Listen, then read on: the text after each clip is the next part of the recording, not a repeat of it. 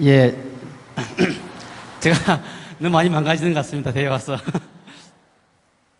어저께 송인수 선생님이 이제 주제 강의 일을 했는데, 처음 시작할 때에 본인이 얼마나 연약한 사람인가에 대해서 이렇게 쭉 이야기를 하면서 시작을 하더라고요.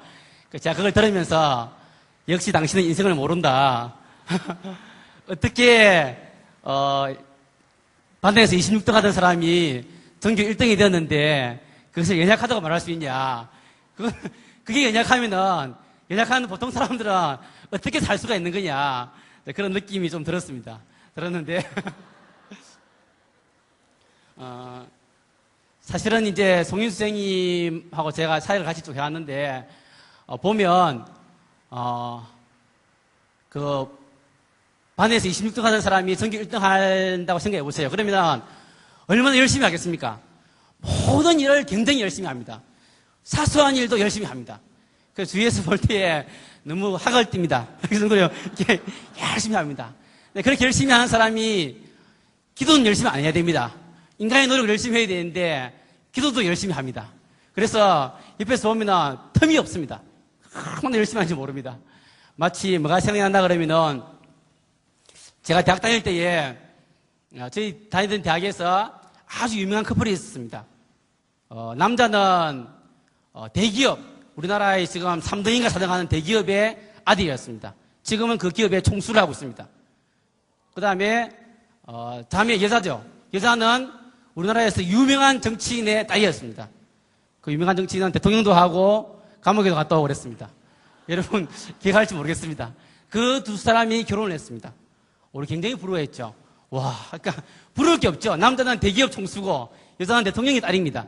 그런 부부가 있었는데 나중에 그 대기업 회장의 아들은 감옥에 갔죠. 분식회해서 감옥에 갔습니다. 그 집안이 또 여자분의 아버지는 또 감옥에 갔죠. 그래서 그 집안이 상당히 어려움을 당했습니다. 어려움을 당해서 어려움을 겪다가 결국 그 여자분이 교회에 나가게 됐습니다. 서울에서 유명한 나들목 사랑의 교회라고 그 교회에 출석을 하게 되었습니다. 출석을 하는데 처음에는 얼굴을 숨기기 위해서 이렇게 모자를 푹 집어서 그렇게 출석을 했습니다. 사람들이 알죠. 사람들이 압니다. 사람들이 알아보면서 처음에 그 여자를 보고 다른 모든 교인들이 너무너무 싫어했대요. 왜 싫어했냐면은 저 사람은 이 땅에서 누릴 걸 다 누린 사람이라는 겁니다. 그럼 나중에 지옥에라도 가야죠. 그런데 그 사람이 죽어서 천국 가겠다고 교회까지 나온 겁니다. 그러니까 얼마나 싫어했겠습니까? 그래서 그 자매를 교인으로 받아들이는데 상당히 어려웠다. 이런 이야기를 제가 들은 적이 있습니다. 예, 송인수 님을 비유한 이렇게까지 비유하면 좀 뭐한데 제가 질타는 아니고 예, 그 정도로 아주 이렇게 신실하게 합니다. 신실하게 하고 그런데 이제 제가 이제 신임 대표를 맡으면서 보니까 이제 후임들이 들었으면 두 가지 모델이 있더라고요. 전임 대표와 후임 대표의 모델이 두 가지가 있는데 하나는 김정일 모델이 있습니다. 김정일. 김정일은 아버지 김일성을 우상화함을 통해서 아버지를 신성시함을 통해 가지고 자기가 그 권위를 이어받는 겁니다. 그래서 아버지 김일성은 신이고 자기 신의 아들이 돼가지고 북한을 다스리는 사람이 김정일입니다. 김정일 모델이 있습니다. 두 번째 모델은 이명박 모델입니다. 이명박 모델은 전임자 했던 것은 무조건 반대로 해가지고 자기의 권위를 이렇게 세우려다가 어려움을 많이 겪고 계시는데 두 가지 모델이 저는 세상 모델이다. 세상 모델이고 하나님 나라 모델은 뭐냐면 하나님 나라는 전임자가 주님과 함께해서 일했던 것은 그 사람으로서 장점을 인정해주고 또 후임자 본인은 본인이 잘하는 거 본인의 특기를 살려가지고 또 그거는 그대로 이어받으면서 또 열심히 하고 그것이 하나님 나라 모델이 아닌가 저는 생각합니다. 그래서 감사합니다. 저는 이제 송인수 선생님하고 사회가 오랫동안 해왔기 때문에 사실은 그분의 약점을 잘 압니다. 잘 알고. 그래서 본인이 말한 그 정도는 아니지만 약점이 너무너무 많은 사람입니다. 왜냐하면 항상 빛이 강한 사람은 어둠도 많습니다. 어둠이 아니죠. 그늘이죠. 빛이 강할수록 그늘이 짙게 깔립니다. 그렇기 때문에 주위 사람은 다 압니다. 다 아는데. 그래서 이제 그분의 약점 잘 알고 그래서 새로운 운동을 시작했는데 사교육 걱정 없는 세상이라는 단체를 시작했죠. 그래서 한편으로는 좀 불쌍합니다. 왜냐하면 이 종교사에서 3,000명 회원들이 내는 안정된 회비와 이 조직과 함께 걸어가다가 홀로 이제 나가 조직을 다시 꾸려야 되니까 얼마나 힘들겠습니까? 그리고 더 큰 문제는 사교육이라는 것이 잡힐 수 있는 문제가 아니잖아요. 불가능한 일에 뛰어들었습니다. 그래서 사실은 제일 반대한 사람이 전데 어쨌든 간에 그 길을 본인이 개척해서 나가더라고요. 나가고 송임 선생님은 본인이 정하면 절대 말을 안 듣습니다. 아무리 말해도 나가는 사람인데 우리가 같이 한 형제 단체로서 이렇게 같이 우리가 수용하고 우리의 모임이라 생각해야 됩니다. 생각해서 거기가 홈페이지가 그겁니다. noworry.kr 그쪽이니까 여러분 회원 가입도 하시고 우리 모임이다 생각하시고 저희 좋은 교사도 이제 동력해서 그쪽 가는 것도 동력해서 이렇게 일을 해나가려고 이렇게 하고 있습니다. 하고 있는 부분인데 제가 이제 송생님하고 사역을 하면서 사실은 같이 사역하는 데 있어서 아픔이 없었겠습니까? 아픔이 많았습니다. 많고 이제 어려움도 많았지만 제가 생각한 것은 뭐냐니까 사람을 판단할 때에 어떤 사람을 판단할 때에 그 사람이 성품이 어떠냐 그 사람이 인격이 어떠냐 그런 걸 보면 안 됩니다. 안 되고 그 사람이 하나님과 함께 일하고 있는 것인가. 제가 결정적으로 선생님과 같이 사역했던 이유는 같이 사역할 때 어려움이 많습니다. 굉장히 이렇게 많은데 이상하게 하나님이 내 편을 들어주지 아니하시고 선생님 편을 들어주시는 거예요. 그래서 같이 토론을 막 하는데 이 사람 하자고 저는 하지 말자 주로 이건데 저는 이제 하면 안 된다 이렇게 했는데 선생님이 우겨가지고 합니다. 돼요. 그러니까 참 속상할 때가 많았습니다. 그런데 하나님께서 하시는 거예요. 이상하게 그분을 통해서 일을 하시는 거예요. 그래서 그러면 같이 해야 된다. 왜냐하면 하나님이 그분과 함께 하시기 때문에 그렇게 나도 같이 붙어야만이 나도 같이 이제 하나님 나라에 속하는 거기 때문에 일을 해왔는데 참 그런 역사들이 사교육에도 있어야 되는 것이고 동시에 저희 전교사도 마찬가지입니다. 지금은 그때에 비하면 조직이 크졌고 했지만 지금도 핵심은 역시 하나님이 우리 조직과 함께 일하시냐 안 하냐가 정말 중요한 문제입니다. 여러분이 동영상을 역사를 봤는데 사실은 15년의 역사를 갖다가 25분 동안 방영했는데 얼마나 담았겠습니까? 그죠? 아주 부분적으로만 사실 담았는데 그러더라도 여러분 느낌이 올 겁니다. 그 느낌 어떤 흐름이 있는 겁니다. 그래서 하나님은 역사의 주인이라고 우리가 보통 고백합니다. 역사를 운행하시는 분이다. 이렇게 고백을 합니다. 그래서 하나님이 역사를 운행할 때는 하나님은 세상을 다스리시는 분입니다. 그래서 온 세상 역사가 다 큰 역사가 하나님이 주관해서 다 다스립니다. 국가도 다스리고 뭐 학교 안 믿는 사람도 다 다스립니다. 바벨론 뭐 느부갓네살 할 것 없이 하나님이 다스립니다. 바로 뭐 애굽 다스리는데 그 중에서 이 세상의 역사 큰 가운데 하나님이 자기 백성을 세우십니다. 자기 백성을 한 가운데 세워가지고 큰 세상의 역사가 흘러가는데 하나님 나라가 세상의 중간에 흘러갑니다. 흘러가면서 하나님이 직접 세상을 다스리시지만 그러나 많은 경우는 그 핵심에 있는 하나님의 백성 구약시대는 이스라엘이고 신약시대는 교회겠죠. 하나님의 백성을 통해가지고 세상으로 흘러가게 함을 통해가지고 하나님 나라를 만들어 가시는 것이 하나님의 역사입니다. 그래서 우리는 이 세상을 살아갈 때에 하나님이 역사의 물꼬를 어떻게 틀어가신지가에 대해서 잘 봐야 됩니다. 그래서 기독교의 핵심은 하나님이 일하시는 그 역사에 내가 어떻게 쓰임받냐는 것이 중요한 것입니다. 왜냐하면 한 인생은 아무리 잘나봐야 인간입니다. 하나님은 영원하신 분인데 인간은 유한합니다. 유한한 인생이라는 것은 지 아무리 90이고 100이고 120까지 산다 하더라도 한 살 사는 거나 두 살 사는 거 마찬가지입니다. 하나의 점에 불과한 것입니다. 점은 의미가 없는 겁니다. 그렇지만 그 한 점이 하나님의 영원한 역사에 있다 할 때에 영원한 흐름 속에 내가 있다 할 때만이 그 인생의 의미가 있는 겁니다. 그렇기 때문에 내가 이 사람보다 좀 잘났다. 좀 학급운영 열심히 한다. 그건 의미가 없는 겁니다. 의미가 없는 것이고 하나님이 지금 하시는 일에 대해서 내가 같이 맞붙어가지고 일을 하고 있는 것인가를 잘 살펴봐야 되는 것입니다. 그래서 기독교는 이 사람이 얼마나 훌륭하냐, 돌을 닦았냐, 그게 관심이 없습니다. 그건 불교적인 세계관입니다. 불교적인 세계관이라는 것은 산이 올라가가지고 성철스님처럼 돌을 닦아가지고 이렇게 하면 이제 그게 잘난 거지만 기독교는 네 인격이나 너 인격이나 좀 차이 나지만 별 의미가 없다. 중요한 건 네가 어디에 서 있느냐.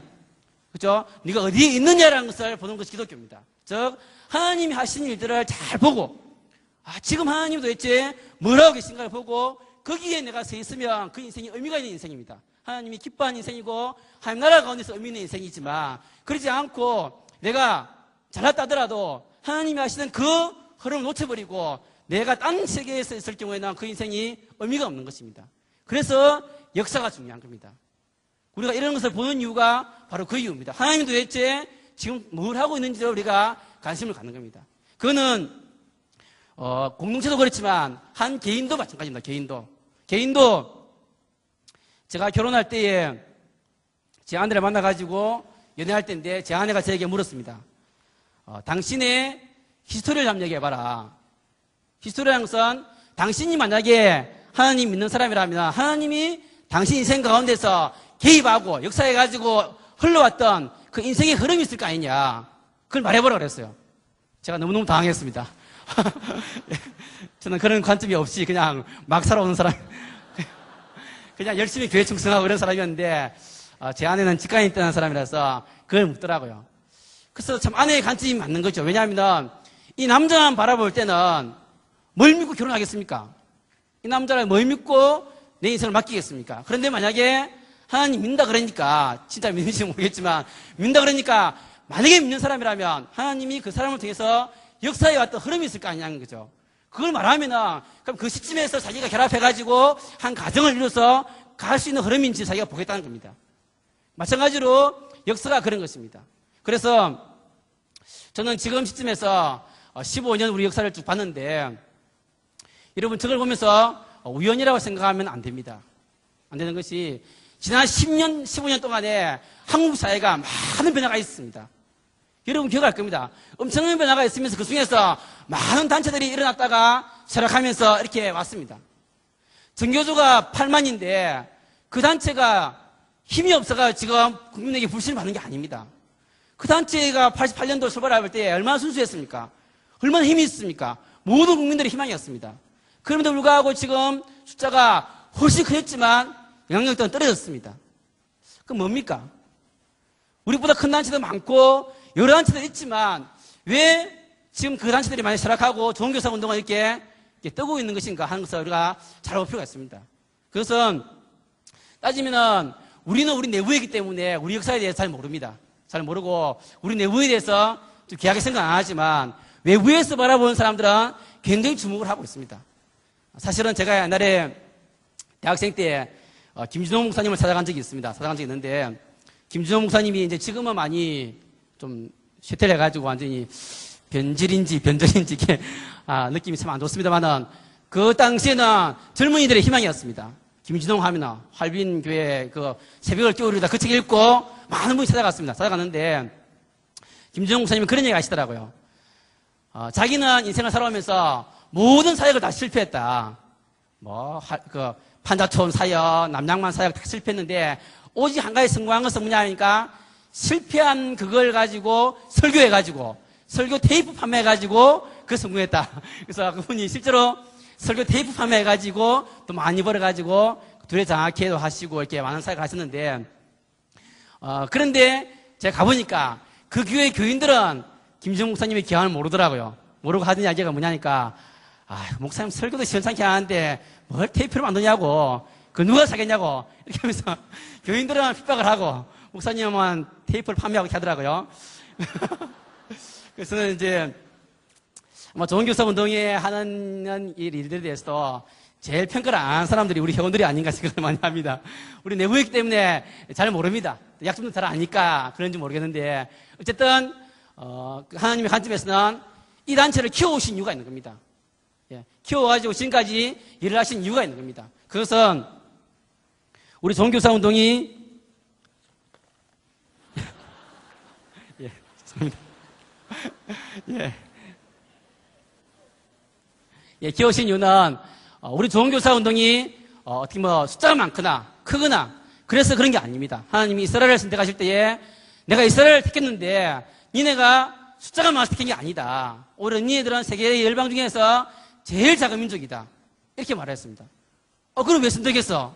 하나님 역사를 하시려면 큰 민족을 선택하시지. 이렇게 할 때 하나님이 하신 것은 내가 너희를 선택한 이유는 너희를 통해서 나의 하나님 일을 드러내기 위함이라 이렇게 말씀하십니다.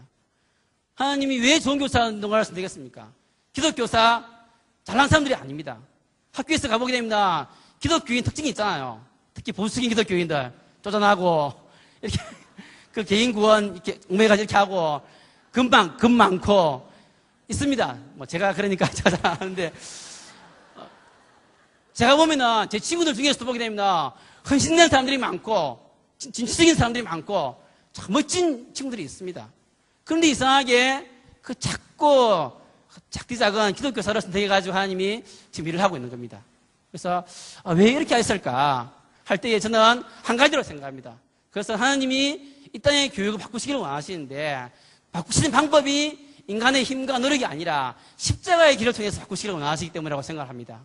왜냐하면 바울 사도가 고린도 교회에서 말할 때에 인간의 그 헬라인의 지혜라든가 또 유대인의 그런 그 신화라든가 그런 게 중요한 것이 아니라 십자가의 길, 즉 우리가 현장에서 예수님이 십자가를 해서 죽으시고 부활하시는 그거 외에는 인간을 구원할 길이 없듯이 지금 학교 현장이라는 것도 기독교 복음만이 복음을 믿는 사람이 복음을 가지고 죽는 것 외에는 이 학교를 바꿀 수 있는 길이 없기 때문에 하나님이 우리를 선택해가지고 우리 일하시고 우리를 교육의 중심에 세우신 것이 아닌가 생각할 때가 많이 있습니다.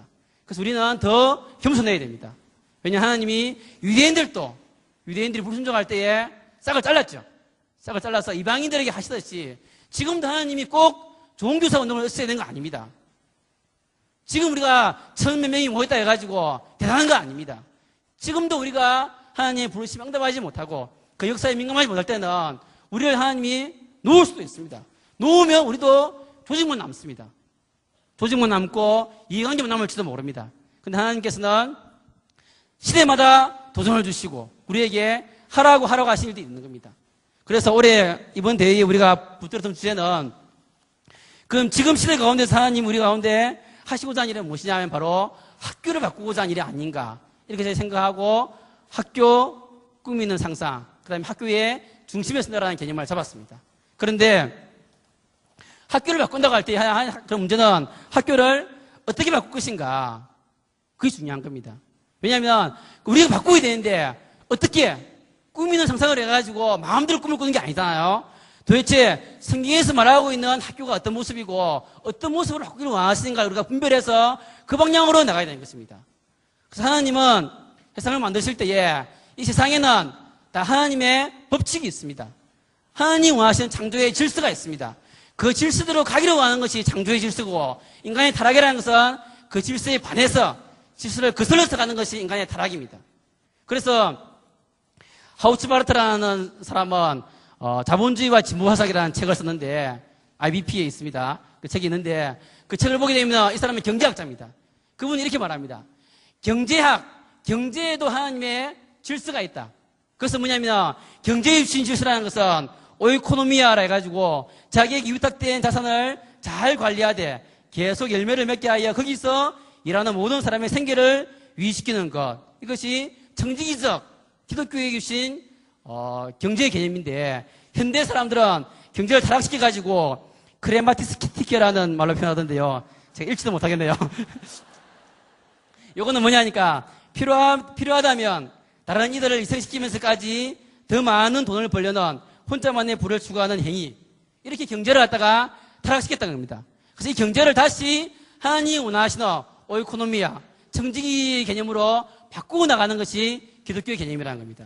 우리가 자연의 질서라는 것은 분별하기가 쉽습니다. 이 자연의 질서 보게 되면 우리가 중력의 법칙이 있습니다. 하나님 만들어 놓았죠. 그 법칙을 지켜야 됩니다. 그 법칙을 안 지키면 기독교인이라 해도 죽습니다. 우리가 좋아하는 거 있죠. 배트맨 이런 거라든가 슈퍼맨 해가지고 뛰어내리면 죽죠. 하나님이 만드신 중력의 법칙이 있는데 그걸 어기면 죽습니다. 그런데 이 사회 가운데도 법칙이 있는 것인데 사람이 하나님의 창조 질서를 잘 분별해서 그 질서를 지켜야만 인간이 평온하게 살 수 있고 하나님의 세계가 유지되고 하나님 나라가 완성되는 것인데 그것을 어겨나가면은 하나님 이 세상이 혼미해지는 겁니다. 그래서 모든 영역이 다 하나님의 법이 있습니다. 질서이기 때문에 우리는 그걸 잘 분별해서 찾아서 그걸 지켜나가는 것이 기독교 운동의 굉장히 중요한 원리들입니다. 제가 과목이 도덕입니다. 도덕. 그래서 제가 수업시간에 들어가면 애들이 많이 호소를 합니다. 선생님, 도덕 가르칠 게 뭐 있다고 가르칩니까? 그냥 착하게 살면 되는 거지. 뭘 어렵게도 수업을 하십니까? 이렇게 말하는 아이들이 있습니다. 그럼 제가 변호를 해야 됩니다. 나도 내 과목에 대한 정성이 있는데 그 변호를 해야 되겠죠. 저는 이렇게 생각합니다. 너가 왜 도덕교사냐? 도덕이 뭐냐? 이렇게 물을 수 있습니다. 물으면 저는 이렇게 생각합니다. 하나님이 모든 인간의 마음속에 자연법적인 도덕률을 심어주셨다. 우리 잘 알죠? 칸트라는 사람이, 유명한 사람이, 그리스도는 아니지만 칸트라는 사람이 한 유명한 말이 있죠. 세상을 바라볼 때에 놀라운 일이 두 가지가 있는데, 하나는 하늘에 반짝이는 저 별들이 놀라운 일들이고, 하나는 모든 인간의 마음속에 심어주신 선을 향하고자 하는 그 의지, 선의지, 그것이 소중한 것이다. 그것처럼 인간의 철학적으로 발견했듯이 모든 사람들의 마음속에 심어주신 도덕률이 있는 것인데, 나는 아이들과의 관계를 통해서 도덕률을 발견하는 것이라고 생각을 하는 겁니다. 그래서 제가 수업 시간에 하는 것들은 뭐냐니까, 저는 수업을 이렇게 진행합니다. 아이들에게 대해서 어떤 도덕이 지키지 아니함으로써 이루어지고 있는 많은 행위들을 보여줍니다. 행위들을 보여주고 아이들에게 토론을 시킵니다. 왜 그러냐? 왜 이런 행위가 일어나느냐? 쭉 시키고 나면 애들이 원인을 이야기합니다. 이거 이야기하면. 그럼 이것이 원래 이랬을까? 원래대로 우리 모두가 동의할 수 있는 원래의 상태는 뭐겠느냐? 이렇게 물어가지고 그 애들 속에 있는 애들이 이성적으로 동의하는 도덕률, 그런 걸 끄집어내가지고 이렇게 동의를 시키고 왜 안 되느냐 해서 인간의 타락된 그런 걸 설명하면서 수업을 끌어가는데, 뭐냐면 도덕도 그 속에 다 숨어있는 것이 있고, 정치도, 경제도, 사회도, 뭐 기술도, 모든 분야에 하나님의 어떤 창조 질서가 있기 때문에 그런 것들을 발견해야 되는 것이 그리스도의 의무듯이, 마찬가지로 학교도 하나님이 원하시는 학교의 질서가 있는 겁니다. 하나님이 태초 세계에서는 가정과 교회만 만드셨지만 인간의 역사 발전 속에서 많은 제도를 심어주셨습니다. 국가도 심어주셨고, 그다음에 양로원, 복지제도, 병원 심어주시면서 학교라는 제도도 하나님이 심어주실 때는 학교가 지켜야 되는 룰이 있는 겁니다. 학교가 나아가야 될 규칙이 있는 겁니다. 그래서 서양의 기독교인들은 그런 걸 발견하려고 많이 노력했습니다.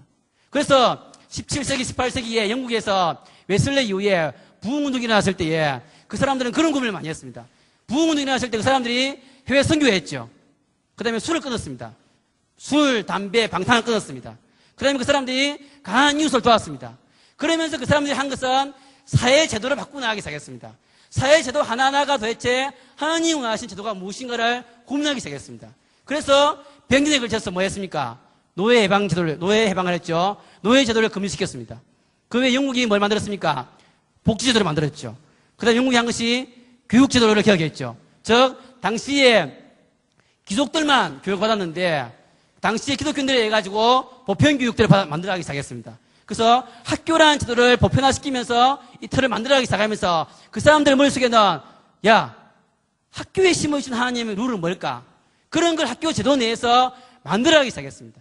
물론 지금은 영국이나 서양이 기독교가 쇠퇴했기 때문에 어려움이 있지만, 그래도 그들의 제도를 가만히 보게 되면 18세기, 19세기에 그 선배들이 학교에 심으신 하나님의 법을 찾기 위해서 노력해서 만들어놓은 제도들이 보이기 시작한 것들입니다.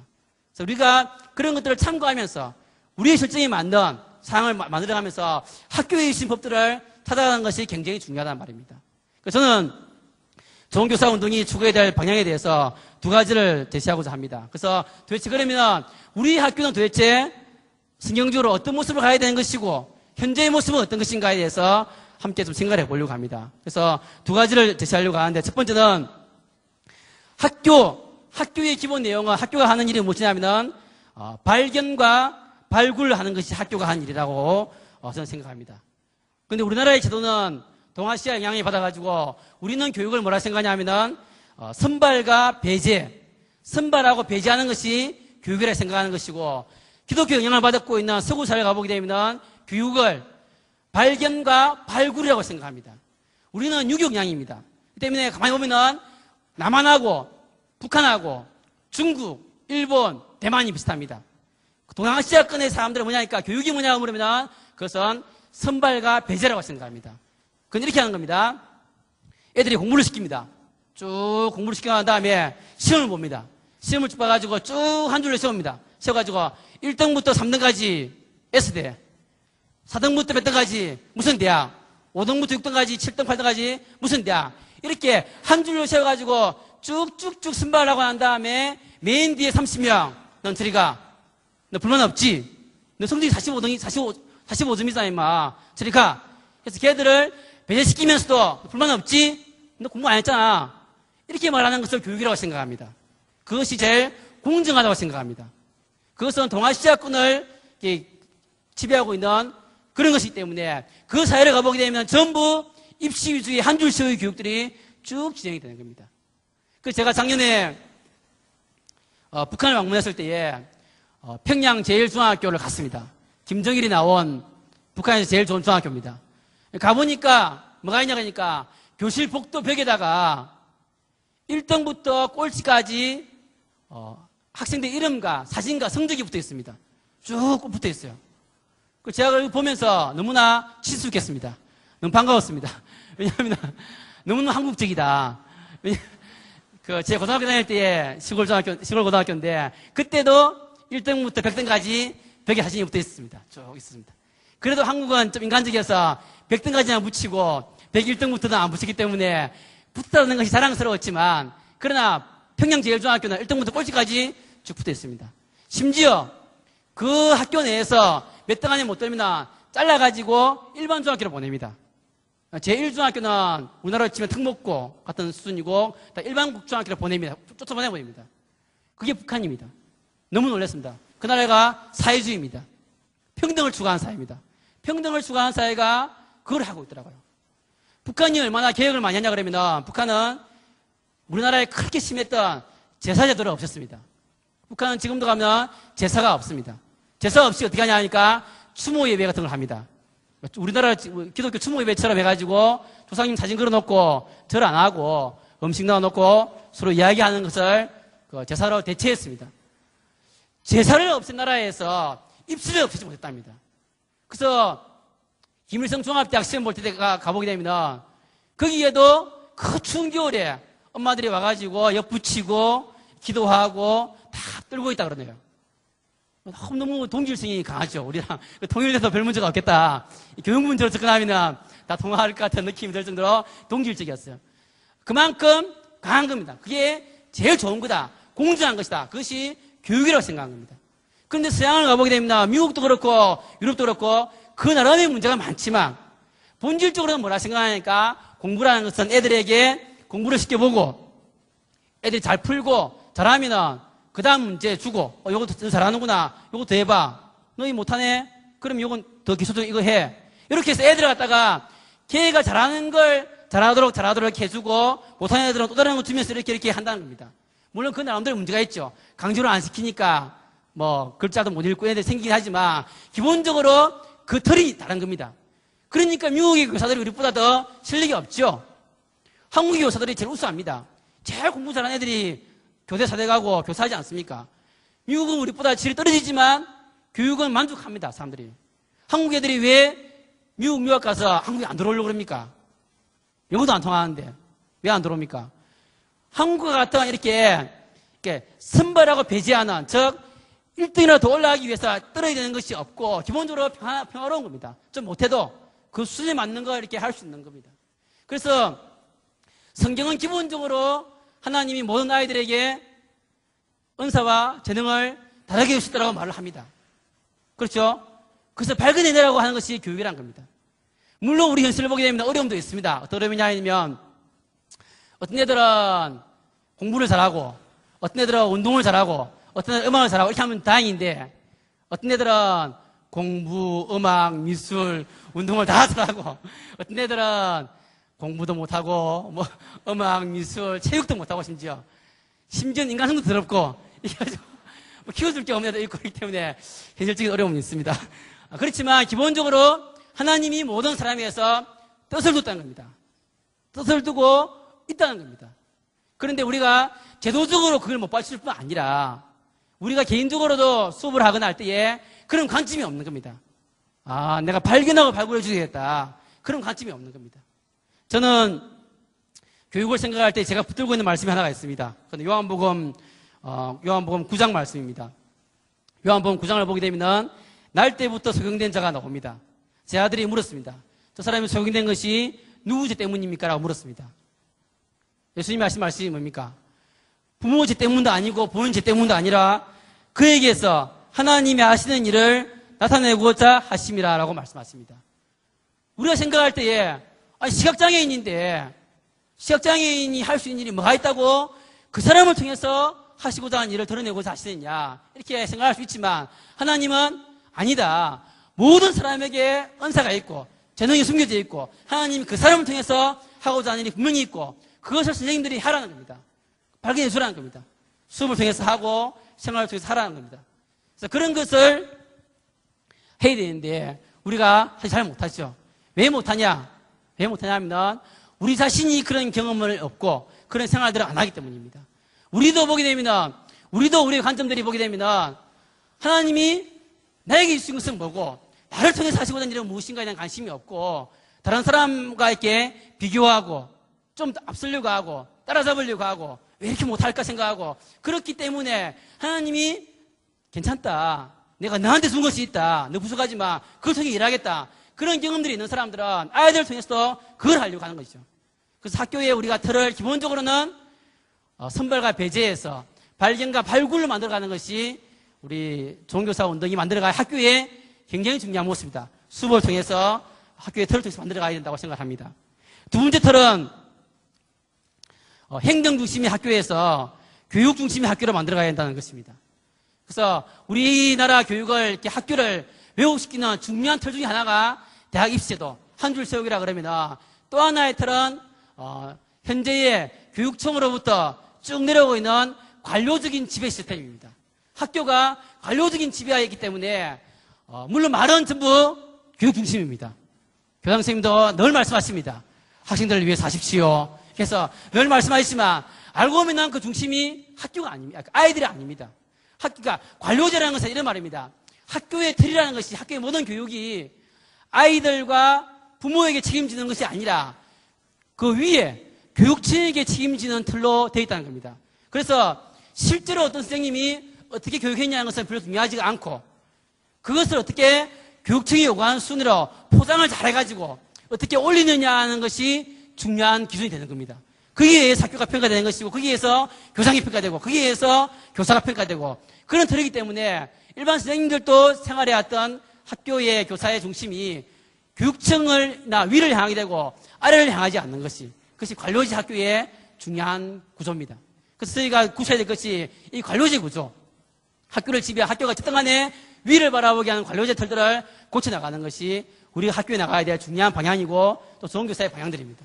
그래서 기본적으로는 제도적인 틀을 바꾸며 나가야 되지만 우리 자체들도 과연 내가 아이들과 학부모를 향해서 내가 책임지려고 하는 교육을 하고 있는 것인지 아니면 위를 향하고 있는 것인지를 잘 봐야 되는 부분들이죠. 그런 부분들이 우리가 나가야 될 방향이라고 생각합니다. 그래서 제가 이번 대회를 준비하고 시를 잡으면서 이 책자를 준비했습니다. 책자를 한번 펴보시면 좋겠습니다. 이 책 못 받으신 분 없죠? 들어올 때 받으셨죠? 예.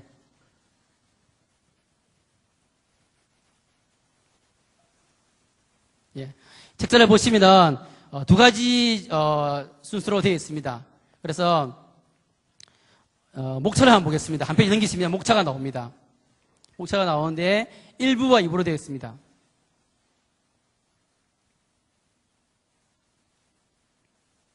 예. 1부는 학교의 중심에 서기 이렇게 하십시오 해서 우리 교사들이 해야 될 실천을 담았습니다. 2부는 좋은 학교 만들기 이렇게 하겠습니다 해가지고 정책을 담았습니다. 그래서 좋은 학교를 만들어가기 위해서 정책적인 부분들과 실천적인 부분들 두 가지를 가지고 좋은 교사가 이렇게 앞으로 2년의 방향들을 돌리려고 합니다. 돌리려고 하는데 요 책은 돌리기 위한 지침서, 교과서 같은 수준입니다. 교과서로 해가지고 줄 끄면서 볼 필요는 없지만 이 기본이 틀을 가지고 이렇게 나가려고 하는데 2부를 한번 보십시오. 2부를 보시면 자세한 설명은 안 하겠는데 2부 같은 경우는 세 가지로 되어 있습니다. 첫 번째는 수업을 살려야 된다는 것입니다. 그래서 수업을 살려야 한다는 것은 좋은 교사 운동의 정책의 방향이 앞으로는 어떻게 하면 학교에 수업이 살 수 있을까? 우리의 수업이 선발과 배제의 틀이 아니고 발견과 발굴로 갈 수 있는 틀을 만들 수는 없을까? 그 틀을 만들기 위한 제도를 하겠다는 것이 일부의 내용들입니다. 그래서 대입제도, 교육과정, 다양한 배움, 그 다음에 부진 아이들, 그 다음에 교사의 질, 전문성 이런 문제를 가지고 우리가 어떻게 발견과 발굴이 가능할 것인가를 차근히 제도를, 대안들을 만들어 가려고 합니다. 두 번째는 학교 운영 구조를 바꿔야 된다는 것은 제가 말했듯이 학교를 행정 중심이 아니라 교육 중심으로 바꾸자. 그 틀에 의해서 그럼 실제로 어떻게 바꿀 것인가에 봐서 교장이 바뀌어야 된다. 교육청, 그 다음에 학교의 소통, 그 다음에 학교 평가, 그 다음에 학교에 일하는 구조 이렇게 나아가겠다고 말한 것이 1부와 2부의 구조입니다. 그래서 이 방향으로 정책이 갈 것이기 때문에 여러분이 보실 때에 좋은 교사가 하는 정책이라는 것이 나와는 상관이 없다 이렇게 말씀하시면 안 됩니다. 왜냐하면 정책이라는 것은 우리 상황과 굉장히 밀접한 관련이 있습니다. 여러분 한번 생각해 보십시오. 학교에 공문이 하나 달랑 내려옵니다. 얼마나 영향을 많이 미칩니까? 작년 말에 단면평가 내려왔을 때 얼마나 학교에 혼란이 많았습니까? 하나하나가 다 영향을 미치는 부분들이기 때문에 정책이라는 부분들은 굉장히 중요합니다. 특별히 잠시 제가 설명했지만 서양 같은 경우도 기독교가 부흥운동이 났을 때 처음에는 해외 선교운동가 또 개인 경건으로 나갔지만 그것을 제도와 정책으로 만들어냈기 때문에 서양이란 그 제도가 사회가 있는 겁니다. 마찬가지로 우리가 좋은 교사가 정책을 만들어간다는 것은 굉장히 중요한 부분들입니다. 특별히 아까 우리 비디오에서 나왔지만 정책이라는 것은 또 한편에서는 영향력입니다. 영향력. 그래서 우리 기독교가 이 사회를 바꾸고 나간다고 할 때에 우리가 가만히 있거나 기도를 열심히 한다고 해가지고 이 사회가 알아주지 않습니다. 사회에 영향을 못 미치는 겁니다. 사회에 영향을 미치려고 하면 끊임없이 우리가 사회에 대해서 발언하고 대안을 제시하고 기여를 해야 됩니다. 그래야만이 우리의 발언권들이 올라가는 겁니다. 실제로 2004년도에 정부에서 한길의 학교라는 걸 만들었습니다.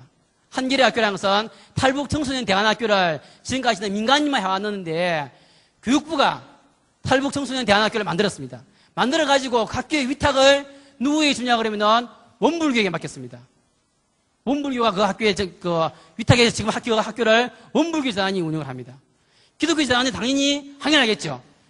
아니 기독교가 지금까지 열심히 탈북도 살아가지고 북한도 가고 중국도 가가지고 열심히 탈북 데려오고 데려오면 교회가 열심히 먹이고 교회가 학교 세워서 열심히 했는데 왜 그 한길 학교를 기독교 재단에게 안 주고 원불교에게 주느냐 이렇게 항의를 많이 했습니다. 그런데 교육부가 콧방귀도 안 꼈습니다. 당연히 원불교라는 겁니다. 그래서 찾아갔습니다.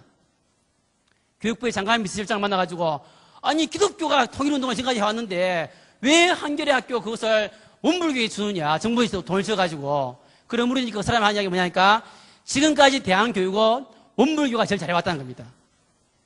원불교가 뭐 해서 왔습니까? 성지학교입니까? 영산 성지학교 해가지고 제일 처음에 대한학교를 시작해가지고 정부에서 보기에는 교육부 보기에는 원불교가 대한학교를 제일 잘한다고 생각하는 겁니다. 기독교 억울하죠? 우리도 잘하는데 독수리학교도 있고 그렇지만 그 정부가 보기에는 원불교가 제일 잘한다는 겁니다. 그게 중요한 겁니다. 실제로 보게 되면 기독교 대안학교들이 굉장히 많이 있지만 몇 개만 잘합니다. 몇 개만 잘하고 나머지 굉장히 사실 좀 못합니다. 굉장히 못하기 때문에 저는 정부의 평가들이 완전히 잘할 수 없겠지만 나름대로 일리는 있다고 봤습니다. 그 기독교 재단들이라든가 단체라든가 활동들이 기독교 내부에서 열심히 할 수도 있지만 그걸 정책하고 모델화하고 해서 실제로 교육부나 정부나 국회에 영향을 미치고 개입도 하고 활동도 해가지고 일정하게 그 지분을 차지하고 있어야 되는 겁니다. 그래야만이 기독교가 일정하게 사회에 영향을 미칠 수 있고 제도를 만들어 나가는데 개입할 수 있는 겁니다. 많은 분들이 좋은교사 운동이 학원 보고마 운동을 왜 안 하고 정책만 하냐 이렇게 말하는 분이 있습니다. 있는데 좋은교사로서 상당히 억울한 지적인데요. 사실은 이제 좋은교사 운동 본부 자체가 본부의 사기라는 것은 본부가 아까 보셨겠지만 본부가 몇 명이 없습니다. 저하고 김준호, 노기호 3명이 있습니다. 3명이기 때문에 3명이 학원 복무를 하기가 참 어렵습니다. 휴직한 사람이 학교 돌아다닐 수도 없는 것이고 신우 인도할 수도 없는 것이고 학원 복무한 사역들이라는 것은 좀 미시하게 내려가기 때문에 개인들, 그다음에 단체들, 지역들이 실제로 파고 들어갈 수밖에 없는 사역들이고 종교사 운동 본부는 이렇게 테두리를 만들어 주는 것이죠. 테두리 만들어주기 때문에 정책을 몇 명이 중심으로 하는데 그 정책이 학원보험화랑 무관한 게 아니기 때문이다. 왜? 우리가 일정한 정책운동에 의해서 지분을 가져야만이 우리가 교육부에다 영향을 미치는 겁니다. 여러분은 잘 못 느끼지만 영향을 미치고 있는 부분들이 굉장히 사실은 많이 있습니다. 지금도 저는 염려스러운 것이 우리 사회가 미국처럼 안 간다는 보장이 없습니다. 미국은 학교 내에서 성적도 못 걷어놓습니다. 그렇죠? 일제의 종교와 교육이 분리되기 때문에 일제의 틈이 없습니다. 했다간 잡혀갑니다. 공교육은 종교 분리다라고 말하는 것이 미국입니다. 한국은 여유가 많습니다. 솔직히 말하면. 물론 미움도 있지만 상당히 여유가 있기 때문에 학원보험을 할 수 있는 여지가 많이 있는데 우리나라도 점점 미국처럼 갈 수도 있습니다. 그러나 좋은 교사 운동이 기독교 운동이라는 것을 다 압니다. 교육부도 알고 교총도 알고 정규도 압니다. 우리가 일정하게 그 지분을 차지하고 딱 들어가 치고 있으면 상당히 그런 부분들을 막아낼 수 있고 오히려 우호적으로 틀 수 있습니다. 저는 지금도 교육부 초청을 받아가지고 정책 협의회 간다고 오라 해서 가면 늘 얘기합니다. 종교가 악이 아니다. 종교가 악이냐? 악이 아니죠. 종교가 악이 아닌데 그러면 왜 학교에서 종교를 못하게 하냐? 종교를 교육적으로 활용해야 된다. 이렇게 말합니다. 그럼 사람들이 막 얘기하죠. 그러면 기독교만 할 수 없고 뭐 이렇게 합니다. 그거 다 하게 해라. 다 하면 될 거 아니냐? 그리고 우리는 사람을 변화시킨다. 애들 말 안 듣는 놈들도 굉장히 많이 있는데 기독교 선생님들이 열심히 해가지고 1:1 기론도 하고 기독교만 해가지고 바꿔낸다. 니네 바꿔낸 적 있냐? 이렇게 하는 거죠. 좋은 교사가 아무 열매가 없으면 그런 말 할 수 없습니다. 니네들끼리 모여가지고 종교활동 하는 거 아니냐? 이렇게 말할 수 없지만 아니다. 종교활동이지만 이것이 교육활동이다. 훨씬 영향가 있는 교육이다. 이렇게 하면서 제도에 영향을 미치고 있는 부분이 우리가 있거든요. 그런 것을 우리가 강화해 나갑니다. 많은 사람은 이렇게 말하는 사람이 있습니다. 공교육은 사탄이 지배하는 교육이고 대한교육이나 홈스쿨을 해야 된다. 이렇게 하는 사람이 있는데 저는 물론 대한교육이나 홈스쿨도 동의하는 편이고 더 발전해야 된다고 생각하지만 그렇다고 해서 공교육이 사탄이 지배하는 교육은 아닙니다. 왜냐하면 공교육이라는 것은 공이라는 것은 국가도 포함되지만 그 사이에 어떤 보편적인 진리를 갖고 있는 세력들이 건강한 세력들이 참여한 것이 공짜의 공교육인데 이 공교육은 누가 차지하냐의 문제입니다. 예. 누가 차지하냐의 문제입니다. 누가 차지하냐에 따라 가지고 공교육은 그 내용이 바뀌는 겁니다. 거기에 불교나 원불교나 이 사람이 막 차지하고 있습니다. 당연히 그쪽으로 그냥 방향이 갑니다. 기독교인들이 차지하고 있어야 하면 되죠. 그것이 꼭 관료가 되는 말은 아니고 그 하나의 정책을 짜기 위해서 국회, 교육부 막 하는데 거기에 건강한 기독교 세력을 정신을 가진 사람들이 거기에 지금까지 운동 실질을 가지고 들어가서 카바에서 들어가면 되는 겁니다. 그러면 공교육이 바뀌는 겁니다. 그게 정책이 아닌 일들이기 때문에 정책이라는 것은 아주 중요한 부분들이고 실제로 여러분들 중에서 정책운동의 전문가들이 더 많이 나와줘야 되는 것들입니다. 그래서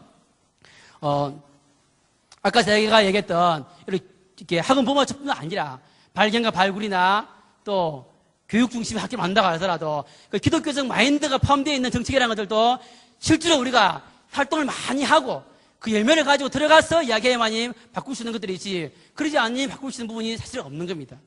그런 의미에서 이 제도와 정책의 부분이 굉장히 중요합니다. 그래서 여러분이 직접 참여하지 아니한다 할지라도 여러분이 좋은 교사가 이메일을 보낼 때에 정책이 많이 온다고 해서 짜증내지 마시고 이렇게 하는구나.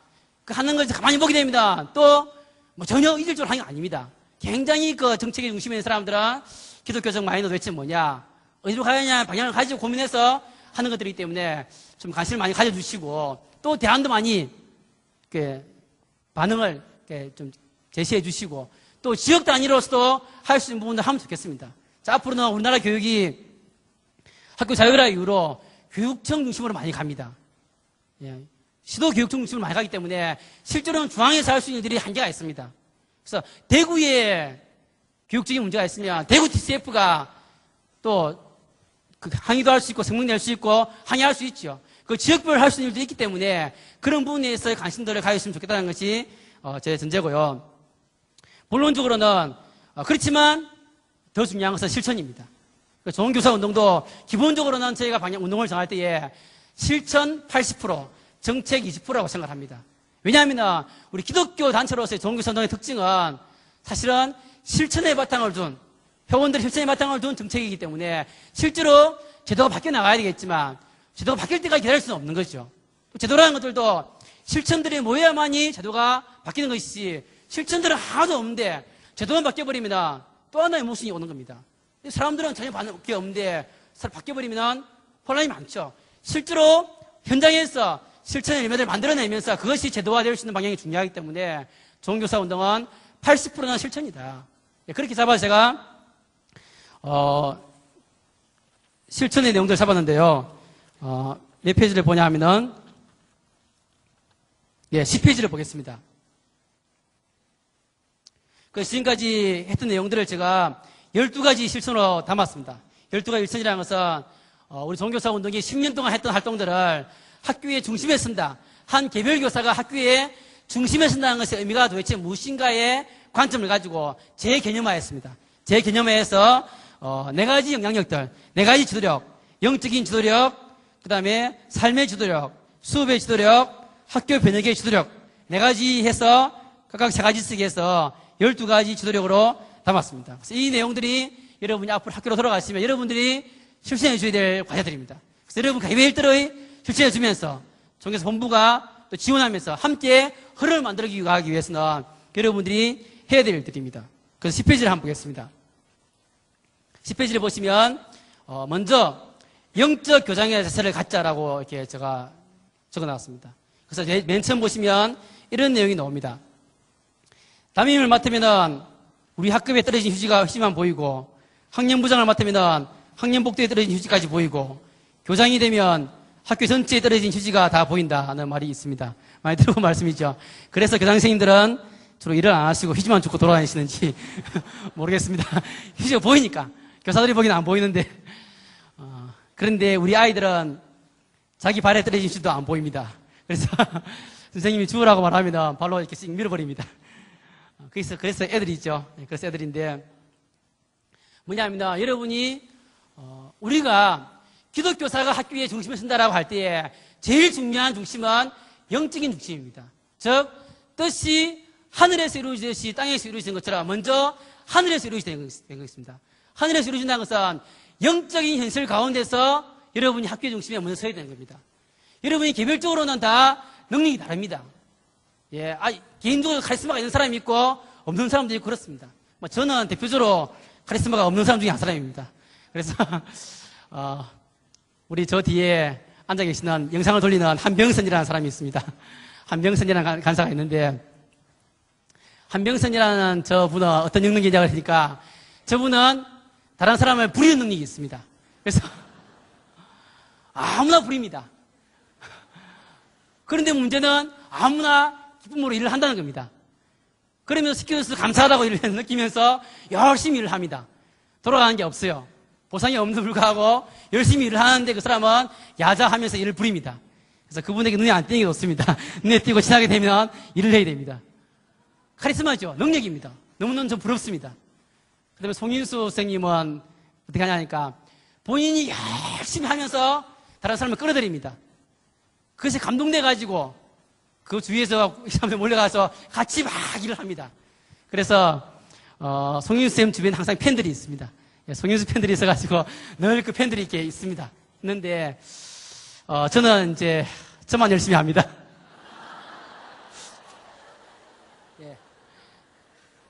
교실 청소도 저만 열심히 하고 학교 일도 저만 열심히 하고 이상하게 사람이 안 몰리고 영향력이 없습니다. 그래서 제가 본을 보이면 열심히 해야 되는데 다 그냥 있습니다. 그게 이제 저희 한계인데 그렇지만 현실적으로는 제 기질이나 그런 면에서는 이제 그게 제 모습인데 그러나 제가 기도 시간에 들어가게 됩니다. 제가 기도 시간에 들어가게 되면 제가 학교를 호령합니다. 기도 시간에 들어가게 되면 다 말을 듣습니다. 제가 기도하는 영적 현실 속에 들어가게 되면 거기서 모든 아이들이 다 제 말을 잘 듣고 따라오고 학교 선생님이 다 제 말을 잘 듣고 학교에서 제가 호령을 다 하고 학교를 움직여갑니다. 마치 우리 첫날 연극에서 보게 되면 그 아이가 꿈을 꾸듯이 이제 그런 것처럼 영적인 현실 속에서는 내가 영향력을 발휘할 수 있습니다. 그러나 그게 중요한 겁니다. 그렇게 해서 하늘에서 이루어져야만이 땅에서 이루어지는 겁니다. 그 영적인 일 속에서 여러분이 먼저 교장으로서 품고 그 속에서 충분히 꿈이 꾸어지고 이루어지는 것이 중요한 겁니다. 여러분이 영적으로는 교장이라 생각하시고 여러분이 학교의 모든 일을 가지고 여러분이 먼저 기도를 해야 되는 겁니다. 제가 88년도에 첫 발령을 받았습니다. 청운중학교 발령을 받았는데 학교에 제가 등교를 하면서 교문을 붙들고 기도를 했습니다. 하나님, 이 청운중학교를 내게 주십시오. 그렇지 않으면 죽음을 주십시오. 이렇게 기도를 했습니다. 우리 유명한 종교개혁가 존 낙스라는 사람이 했던 그 기도의 패러디입니다. 그분이 스코틀랜드를 주십시오 아니면 죽음을 주십시오 그랬다 그래가지고 말이 좋아가지고 했는데 그래서 제가 이제 청운중학교에 그 새파란 군대도 안 갔던 23살 그 청년이 그 기라성 같은 아버지 뻘 되는 쌤들 많은 데서 할 수 있는 일이 뭐가 있겠습니까? 제가 매 학교 일과 중에서 1시간 수업시간 비워가지고 학교 디산이 있습니다. 청운중학교 디산이 있는데 디산에 홀로 가서 1시간씩 기도했습니다. 학교를 놓고 하나님 이 학교를 주십시오. 근데 그 개념도 모르고 그 의미도 모르고 어쨌든 주셔야 되겠다 해가지고 기도를 했는데 제가 처음에 그걸 기도하다 보니까 한 달이 지나니까 내 옆에 앉아있는 도덕생님, 나보다 선배 선생님이 나랑 이야기하는 가운데서 우리 도덕이니까 뭐 철학자 뭐 이렇게 이야기 좀 하는 순간에서 말이 통했어요. 그래가지고 그 선생님한테 제가 선생님 저랑 함께 성경 공부 한번 해보실래요? 하니까 하겠대요. 나보다 나이 많은 선배 남자 선생님인데 하겠다 해가지고 저하고 그 선생님하고 그 선생님 혼자 하기 민망하니까 다른 선생님 데려왔더라고요. 그래서 이제 세 명이서 이렇게 성경 공부를 해가지고 우리 학교의 신우회가 되었습니다. 네, 신우회가 됐는데 제가 제일 초짜입니다. 제가 초임인데 제가 뭐 대학 때 훈련 받았으니까 제가 성경 공부 해가지고 이렇게 했습니다. 그때 우리 신우회가 했던 주장이 뭐냐니까 우리 신우회는 다른 건 못하지만 학교를 위한 중보기도를 하는 신우회가 되자 이렇게 모토를 정했어요. 그래서 우리가 몇 명씩 늘어났는데 매주 모일 때마다 한 것은 그때도 우리 교장선생님이 불교 신자라서 못 모이게 해가지고 학교에서 못 모이고 학교 앞에 있는 그 교회 빌려가지고 5시부터 모였습니다. 퇴근 이후에 모여가지고 거기서 모였는데 학교를 위해서 기도하고 한 분 한 분이 자기 취하는 선생님들이 있으니까 선생님들 교재 제목을 다 가져와가지고 기도를 계속했습니다. 우리끼리 뭐 했습니다. 그런데 학교 선생님들이 다 알아버린 거예요. 아, 쟤들이 모여가지고 학교를 위해서 기도한다더라. 그래서 학교에 어떤 문제가 있으면 교재물을 가져오는 거예요. 그래서 우리가 그때마다 선생님들이 준 교재물을 가지고 기도를 많이 했습니다. 학교에 그 일진들하고 걔도 이름 부르고 기도하고 부르기 어려운 아이들 그렇게 해서 신호회가 하다가 기말고사 기간에는 우리끼리만 모을 수 없으니까 전도 집회를 하자 이렇게 해가지고 우리가 돈을 모아서 떡을 하고 또 목사님 한 분 모시고 이렇게 해서 한 분씩 이렇게 아는 분들 데리고 와서 시험 기간이 빨리 마치니까 빨리 마치고 이제 밥 빨리 먹고 이제 해서 초대했는데 그때 우리 직원이 50명이었는데 26명이 왔습니다. 그래가지고 전도 집회를 한 적이 있었는데 제가 그때 느낀 것이 뭐냐니까 아, 영적인 것은 다 아는구나. 그러니까 그 영적인 것은 예수 안 믿는 사람도 안다는 겁니다. 예, 다 알고 이 신우회가 학교를 위해서 기도하고 있다는 것을 다 압니다. 그렇기 때문에 선생님들이 공공연하게 그렇게 했습니다. 학교 행사할 때마다 그 학교에 계속 비가 왔었는데 그 해에는 비가 많이 안 왔어요.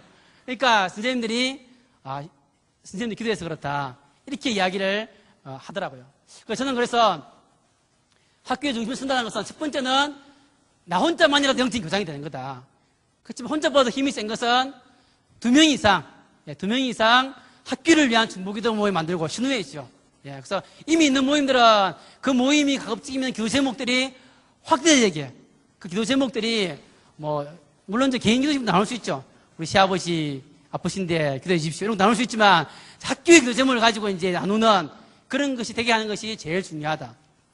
그것이 확산이 된다. 그래서 선생님들이 안다. 그래서 만약에 신우회를 하는 편이 안 됩니다. 혼자라도 기도하십시오. 정해놓고. 그게 신우회입니다. 혼자 하면 됩니다. 혼자 해도 되는데 반드시 하시고 한 명 더 있으면 한 명 하시고 동영자를 보내달라고 기도하시면서 어떻게 인도할지 모릅니다. 저는 그래서 나는 어려서 못한다 생각하면 안 됩니다.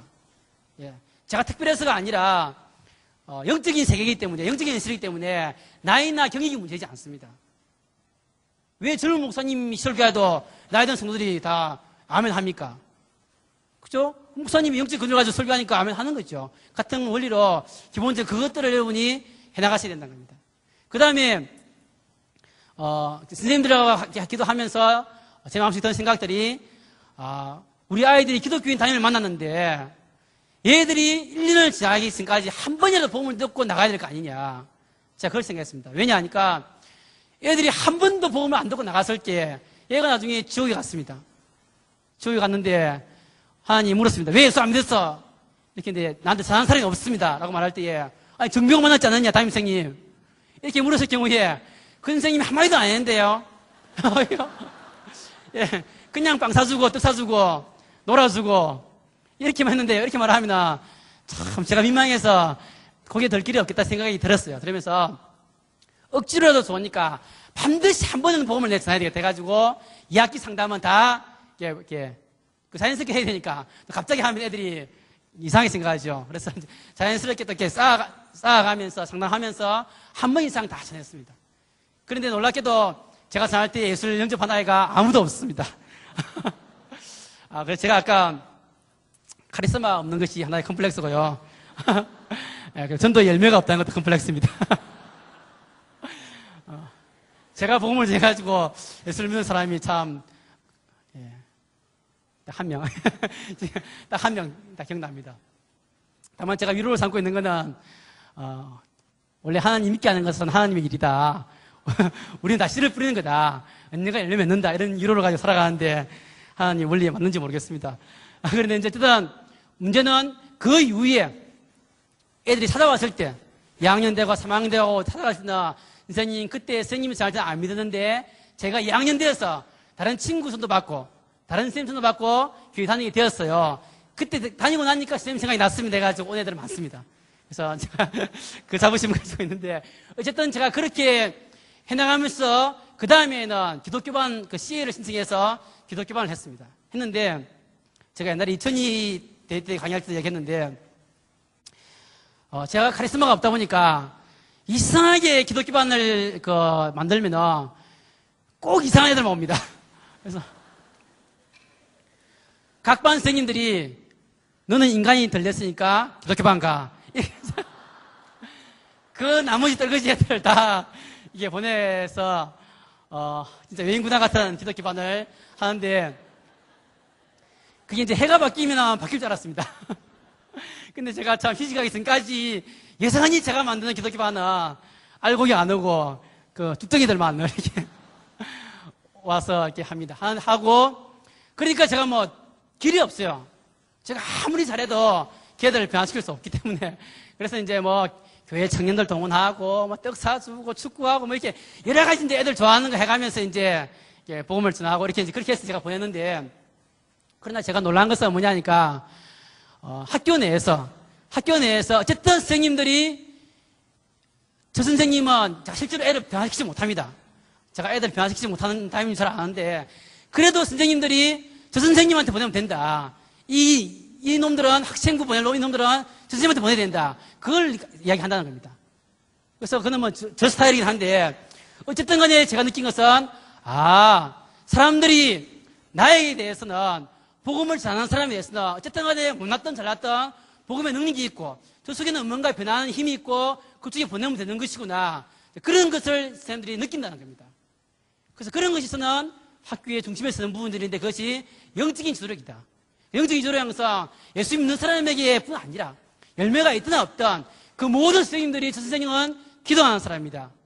저 선생님 신후에는 뭔가 이상한 힘이 있다. 그럼 저 선생님은 뭔가 신비한 교육적 힘이 있다.